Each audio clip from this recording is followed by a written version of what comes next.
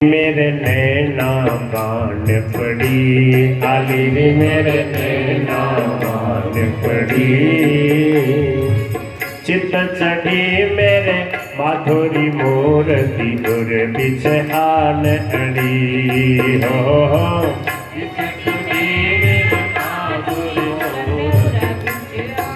आन अड़ी आली रे मेरे नैना बाण पड़ी, आली रे मेरे नैना बाण पड़ी।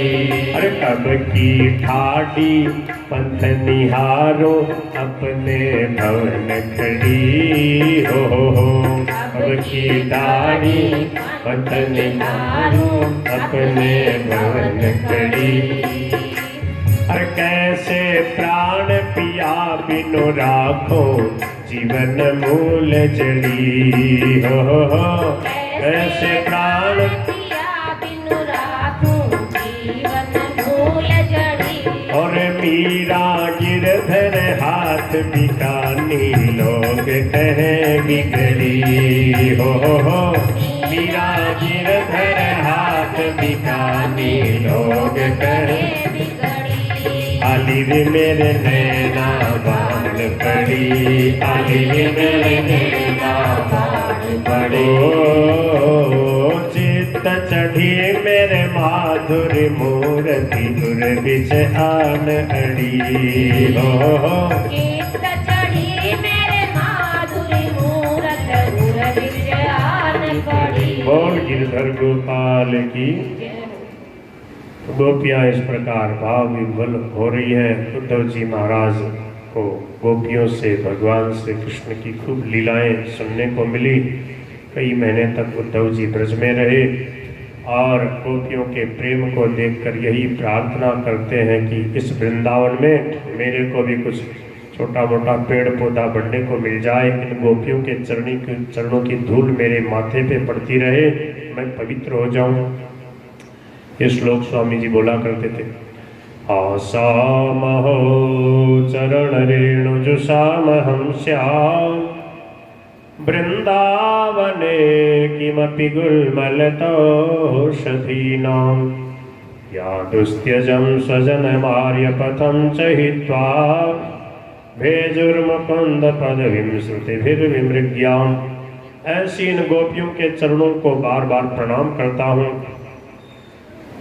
गोपियों ने उद्धव जी से यही कहा कि हे उद्धव जी, आप श्याम सुंदर से कह देना हमारे मन की वृत्तियां सदा श्री कृष्ण के चरणों में लगी रहें। हम वाणी से उनके नाम का गान करते रहें और शरीर से उनकी सेवा करते रहें और सदा उन्हीं के चरणों में हमारी रति प्रीति बढ़ती रहे। मंगलाचरतैर्दानै रतिर्नः कृष्ण ईश्वरे। यही साधकों का जीवन है। जो गोपियों ने भगवान को कहा और प्रभु ने गोपियों को यही संदेश पठाया कि दूर रहने से अपने आपका चित्त मेरे में ही लगा रहता, इसलिए मैं जानबूझकर आपसे दूर रहता हूँ। मय्या आवेश्य मन कृष्ण विमुक्त आशय समृद्धिय, क्योंकि यथा दूर चरे पृष्ठे मन आवेश्य वर्तते। दूर अपने प्रियतम में दूर गए हुए में मन ज़्यादा लगता है, इसलिए आप मेरे में मन लगाती रहो। या मया क्रीड़िता रात्र्यां मनेस्मिन् ब्रज आस्थिता। मेरे साथ जो रासलीला करते समय जो मेरा स्वरूप का दर्शन किया उसका आप अनुभव करती रहो। अलब्धरासा कल्याणो महापुर मद्वीर्य चिंतया, तुम अवश्य निस्संदेह मेरे को प्राप्त होगी। बोलो भक्तवत्सल भगवान की। भगवान को आकर उद्धव जी ने सब संदेश सुनाया। उद्धव जी ने कहा, भगवान ने कहा, उद्धव मैं आपको यही तो समझाना चाहता था कि मेरे प्रेमी कितने विलक्षण होते हैं। मेरे प्रेमी मेरे से दूर नहीं रहते। उद्धव देख, मेरे श्री अंग में सब मेरी गोपियाँ, मेरा वृंदावन सब कुछ है। भगवान ने वहीं दिव्य वृंदावन के उद्धव जी को अपने श्री अंग में दर्शन करा दिए और उद्धव जी को प्रेम का पाठ पढ़ाया। बोलो श्री उद्धव जी महाराज की। भगवान श्री कृष्ण ने एक एक करके कुब्जा का कल्याण किया। उसके घर में भी गए और अक्रूर जी महाराज के वहाँ पधारे। अक्रूर जी को हस्तिनापुर में पांडव कैसे रह रहे हैं, उनके साथ कैसा बर्ताव हो रहा है, सब जानकारी के लिए भेजा। भगवान ने जरासंध को 17 बार हराया है। जरासंध की जो बेटी थी वही कंस की जो है पत्नियां थी अस्थि प्राप्ति। जरासंध ने 18वीं बार ब्राह्मणों को इकट्ठा किया, कहा कि तुम मेरी विजय के लिए कुछ करना है कर लो, इस बार विजय नहीं होगी तो आपको मार डालूंगा। ब्राह्मण लोग मंत्र पूजा पाठ करने लगे, भगवान से सच्चे हृदय से प्रार्थना करी। और बीच में कालीवन नाम का भयंकर दैत्य आया, 3 करोड़ म्लेच्छों की सेना को लेकर के। भगवान ने उसकी सेना को और उसको सेना को तहस नहस कर दिया और उसको मुचकुंद की गुफा में ले जा करके मुचकुंद के द्वारा उसका भगवान ने उद्धार कराया। मुचकुंद को भक्ति का वरदान दिया, दर्शन दे के कृतार्थ किया और कहा अगले जन्म में आप मेरे श्रेष्ठ भक्त बनोगे। कहते हैं वही मुचकुंद राजा नरसिंह मेहता के रूप में कलयुग में जन्म लेकर के भक्ति का प्रचार किया। अब भगवान ने 18वीं बार जब जरासंध आया, कृष्ण बलराम दोनों उसको पीठ दिखा के रण छोड़ करके भाग गए, प्रवर्षण गिरी पे चढ़ गए। और जरासंध ने पूरे पहाड़ को चारों तरफ से घेर करके, लाखों उसके साथ सैनिक थे, घास फूस इकट्ठा करके लकड़ियों में चारों तरफ आग लगा दी। और उसने सोचा कि अब ये जल जाएंगे। वो तो उनको श्रेष्ठ राजकुमारी समझता था, भगवान ये नहीं मानता था। और ब्राह्मणों को उसने खूब दान दक्षिणा दी। अब तो ब्राह्मणों का भक्त बन गया, आधे दिन तक दान पुण्य करता था। सुबह 6 बजे नहा धो के तैयार हो जाता, 12 बजे तक दान पुण्य करता था। खूब ब्राह्मणों को अन्न धन वस्त्र लुटाता था कि इनकी कृपा से मैं विजयी हुआ हूँ। अब भगवान उस प्रवर्षण गिरी से और रात की रात में जो द्वारकापुरी का निर्माण किया था, मथुरा वासियों को द्वारका में पहुंचा दिया। भगवान कृष्ण बलराम द्वारका पधारे और ककुदमी नाम का राजा अपनी बेटी रेवती को लेकर के आया और उसका धूमधाम से बलदेव जी के साथ में विवाह हो गया। वो बड़ी सारी थी, बलदेव जी ने अपने हलमूसल से उसको अपने कंधे के बराबर कर लिया। और अब भगवान श्री कृष्ण 25 वर्ष के हो गए थे, उनकी कहीं से सगाई नहीं आ रही थी। भीष्मक नाम के जो कुंडिनपुर के राजा थे, विदर्भ देश के अधिपति, उनके 5 बेटा और एक सबसे छोटी कन्या थी रुक्मणी। रुक्मणी जी ने नारद जी आदि से कई बार भगवान श्री कृष्ण की चर्चा सुनी। भगवान के गुणों का श्रवण करके उसने निश्चय कर लिया मैं भगवान श्याम सुंदर को ही वर्ण करूंगी। उसने एक श्रेष्ठ ब्राह्मण देवता को भेजा अपना संदेश लेकर के और वो द्वारका में पधारे। भगवान श्री कृष्ण ने प्रेम से उनको भोजन कराया। जब वो भोजन करके विश्राम कर चुके तब भगवान श्री कृष्ण बोले यतस्तम आगतो दुर्गम, हे ब्राह्मण देवता आप कैसे पधारे। तब सर्वम नो ब्रूहि, आप सब बातें हमें बताओ। ब्राह्मण देवता ने रुक्मिणी जी का प्रेम पत्र निकाल के भगवान श्री कृष्ण को दिया, कहा कि मैं ये पत्र लेके आया हूँ, रुक्मिणी जी आपको चाहती हैं। भगवान श्री कृष्ण पत्र निकाल के खोल के पढ़ने लगे। रुक्मिणी जी कहती है, हे त्रिभुवन सुंदर श्याम सुंदर, आपके गुणों को सुनकर जो सुनने वालों के कानों के रास्ते से हृदय में जा कर के सब पाप ताप संताप को जलन को बुझा देते हैं, ऐसे आपके रूप सौंदर्य माधुर्य को सुन करके मैंने आप में ही मन लगाया है। हे अच्युत, हे श्याम सुंदर, आप मुझे स्वीकार करो। आपके रहते कौन ऐसी समझदार कन्या है जो और किसी को वर्ण करे। हे प्रभु, मैंने आज तक कुछ भी किसी भी जन्म में दान पुण्य सेवा व्रत अनुष्ठान आदि कुछ भी किया हो, गुरुजनों की भगवान की सेवा पूजा की हो, उसका फल मैं यही चाहती हूँ कि आप ही मेरा पानी ग्रहण करें। आप कहते हो कि आप तो महलों में रहते हो, मैं कैसे लाऊंगा।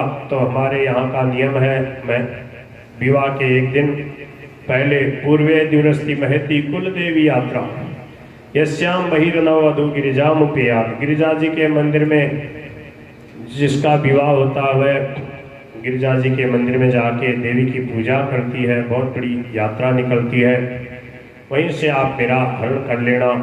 अगर आपने मुझे स्वीकार नहीं किया तो जय्याम असुन, प्राणों का त्याग कर दूंगी। व्रत कृषान सत जन्म भी स्या, भले ही सैकड़ों जन्म लेने पड़े पर आपकी होकर के रहूंगी।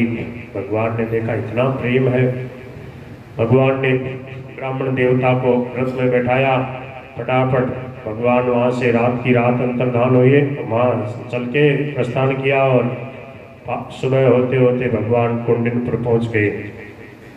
बलदेव जी ने जब सुना तो वो भी नारायणी सेना लेकर के और विदर्भ देश में महाराज की राजधानी कुंडिनपुर में पहुंच गए, जहां रुक्मिणी जी विराजमान थी। वहां पर रुक्मी जो था, इसके कई जो राजा थे, दुष्ट राजा, वो सब आए हुए थे। मित्र थे, साल्व, जरासन, दंतवक्र, विदुरथ आदि, पौंड्रक आदि, सब सैकड़ों हजारों जो है राजा महाराजा आए हुए थे। सबकी सेना सबके साथ में थी।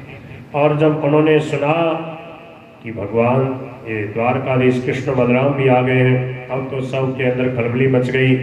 और जरासंध ने समझाया रुक्मी को कि सावधान रहना। क्यों? बोले वो सांवला सलोना आ गया है। बोले वो क्या बिगाड़ लेगा? बोले वो बड़ा खतरनाक है, उसने 17 बार धूल चटाई है मेरे को, मैं जानता हूँ, तो अपनी सेना को तैनात कर दो। राजा भीष्मक ने जब सुना कि कृष्ण बलराम आए हैं, तमागतम समाज्ञाए, आहा, अब महाराज उसने जा करके बड़े प्रेम से भगवान का मान सम्मान किया, उनकी पूजा करी, उनको प्रेम से अच्छी जगह ठहराया। लोग कहने लगे, आहा, बहुत सुंदर वर है, अस्यैव भार्या भवितुम रुक्मिण्य रहती ना परा, इसी की भार्या होनी चाहिए रुक्मिणी, और किसी की नहीं। लोगों ने कहा दूल्हा ये नहीं है, दूल्हा तो दूसरा है, वो हारा है। बोले नहीं, यही दूल्हा है। हमने आज तक कुछ भी किया हो तो हम अपने देवी देवता से यही प्रार्थना करते हैं, अनुगृह्णातु वेद व्यापानी मच्युत है, भगवान श्याम सुंदर के साथ ही रुक्मिणी जी का विवाह हो। सबकी जब भावना है तो फिर भगवान को क्यों नहीं पूरी करनी पड़े, प्रभु अवश्य पूरी करेंगे। अब वह सुहावना समय आया है। रुक्मिणी जी अपनी सखियों के साथ, श्रेष्ठ ब्राह्मणियों के साथ में देवी मैया के पूजन करने के लिए देवी मैया के मंदिर में पहुंची है। बहुत सारे उस समय गाने बजाने वाले भाट और बहुत बड़े सूरवीर जो योद्धा थे, चारों तरफ बहुत बड़ी सेना जो है रुक्मी ने लगा दी। रुक्मी की सेना, जरासंध की सेना और बहुत सारे राजाओं की सब सेना, चारों तरफ लाखों की संख्या में सैनिक लोग हैं रक्षा करने के लिए। परंतु रुक्मिणी जी को कोई आश्चर्य नहीं है, कोई भय नहीं है। उसने समझ लिया कि अवश्य प्रभु आएंगे, मुझे स्वीकार करेंगे। देवी मैया के मंदिर में जा कर के और गिरिजा जी का पूजन किया और प्रार्थना करी, नमस्ते त्वाम्बिके भीक्ष्णम स्वसंतान युताम शिवाम भूयात् पतिर्मे भगवान कृष्णस्तदनुमोदताम। हे मैया कृपा करो, श्याम सुंदर के साथ ही मेरा विवाह हो। भगवान से जैसे गणेश जी को आप गोद में लेकर लाड प्यार कर रही हो, ऐसे ही भगवान श्याम सुंदर से मेरे बालक को मैं गोद में खिलाऊं, ऐसी कृपा करो। इस प्रकार से रुक्मिणी जी देवी मैया से प्रार्थना करती हैं और कहती है, मैं श्याम सुंदर से ही विवाह करूंगी और किसी से नहीं, मेरे तो श्याम सुंदर ही प्रियतम है। मैं तो और नहीं परनो मेरी माए मारवर सांवरियो। मैं तो और नहीं परनो मेरी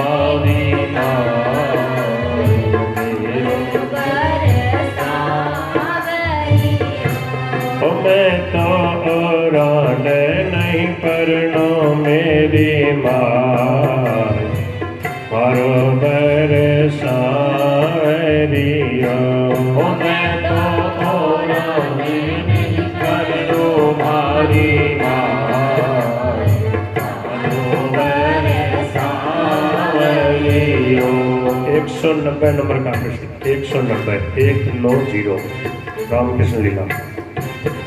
अरे म्हारो वर नटवर गिरधारी तारा बिचलो चाल। म्हारो वर नटवर गिरधारी तारा बिचलो चाल। जड़ चेतन सब ही न मोहे छेड़ मुरली ताल।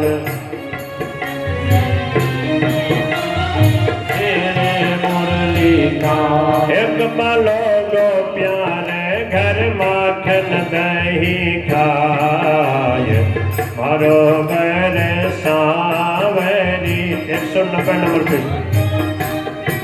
बालो गो प्यारे घर माखन दही खाय मारो बर सावरियो मैं तो और नहीं करनो तेरी माय मारो बर सावरियो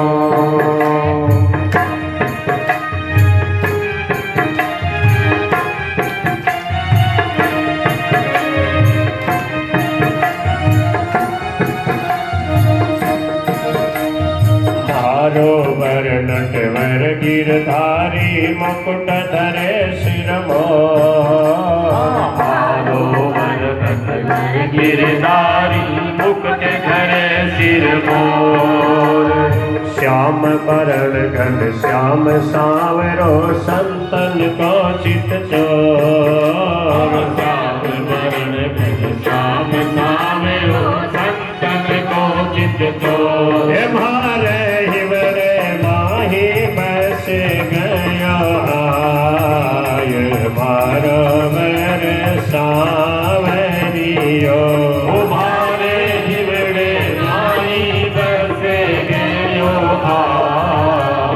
मारो वर सावरियो मैं तो और नहीं परनो मेरी माय मारो बर सावरियो मैं तो और नहीं पढ़ो मेरी माँ मारो बर सावरियो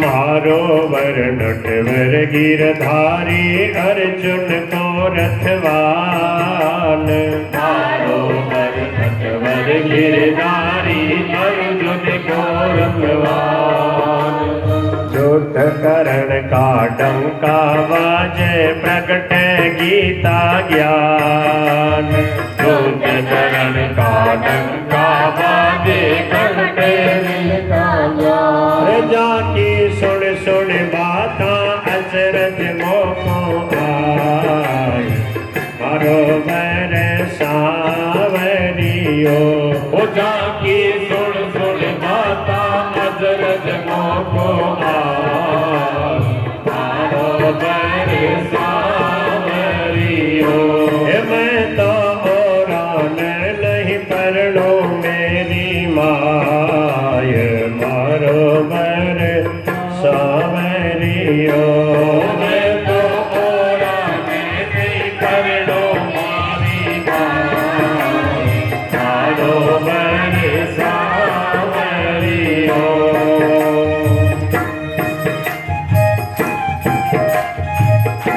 आवाज है नहीं